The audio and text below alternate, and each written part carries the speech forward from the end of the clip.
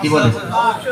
আপনারা যদি আবেদন করেন যে হুজুর আমাদের মসজিদে আপনারা আসবেন, আমাদের এখানে ইসলামী মজলিস করবেন, কোথায় হবে? জি জি জি, আমরা এখানেই পরামর্শ করি। জি,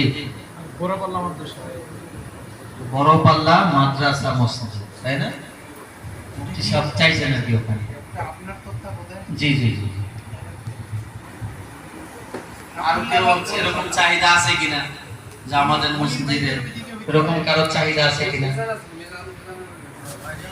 হাফেজ মিজান সাহেব তো থাকার কথা।